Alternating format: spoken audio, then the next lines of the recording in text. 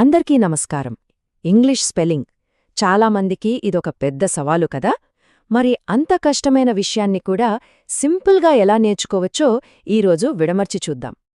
అసలు ఇంగ్లీష్ స్పెల్లింగ్కి ఒక పద్ధతి పాడు ఏమీ ఉండదు.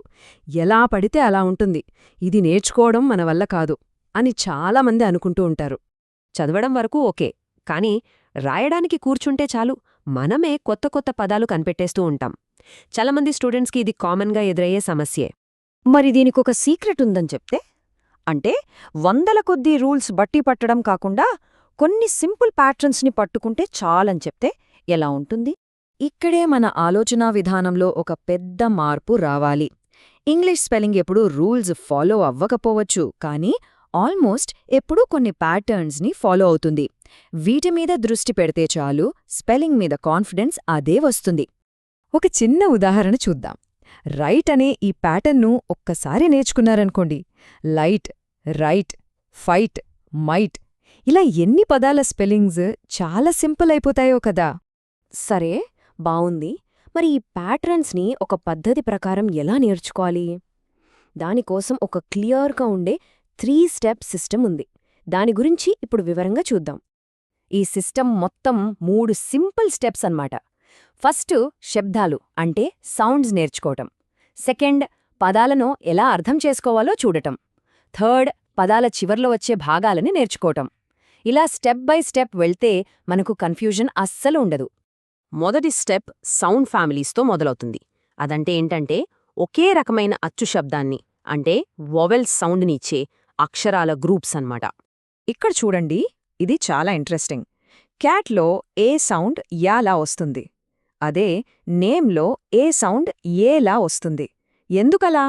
మధ్యలో ఒక అక్షరం ఉండి చివర్లో ఈ వస్తే చాలు, ఏ సౌండే మారిపోతుంది. చూశారా ఎంత సింపుల్ ప్యాటర్నో? నమ్మండి నమ్మకపోండి, కేవలం ఈ 5 మెయిన్ వొవెల్ సౌండ్ ఫ్యామిలీస్ నేర్చుకుంటే చాలు, ఇంగ్లీష్ స్పెల్లింగ్స్ నేర్చుకోవటం ఏకంగా 60% ఈజీ అయిపోతుంది. ఇక రెండో స్టెప్ ఏంటంటే, పెద్ద పెద్ద పదాలని చూరగానే భయపడకుండా వాటిని చిన్న చిన్న భాగాలుగా విడగొట్టడం. అంటే డెవలప్మెంట్ అని ఎలా పడితే అలా కాకుండా డెవలప్ ప్లస్ మెంట్ అని లాజికల్గా విడదీయాలి. అప్పుడు చాలా సింపుల్గా ఉంటుంది. ఇక మూడో స్టెప్, పదాల చివర్లో కామన్గా వచ్చే వాటిని నేర్చుకోవడం. అంటే ఐఎన్జీ, మెంట్, టేషన్, ఫుల్, లెస్ లాంటివన్నమాట. ఇవి తెలిస్తే చాలు, పెద్ద పదాల స్పెల్లింగ్ని గెస్ చేయడం చాలా చాలా ఈజీ అయిపోతుంది. సరే, ఈ సిస్టమ్ అంతా బాగానే ఉంది, కానీ దీన్ని పెద్ద భారంగా ఫీల్ అవ్వకుండా రోజు ప్రాక్టీస్ చేయడం ఎలా? అయ్యో, దీనికోసం గంటలు గంటలు కేటాయించాల్సిన పని లేదు. ప్రతిరోజు జస్ట్ ఒక 20 నుంచి 30 నిమిషాలు అంతే, అంతకన్నా ఎక్కువ అవసరం లేదు. ఈ ప్రాక్టీస్లో మెయిన్ పార్ట్ ఏంటంటే, ఒక simple and powerful memory game. అదే చూడకుండా రాయడం.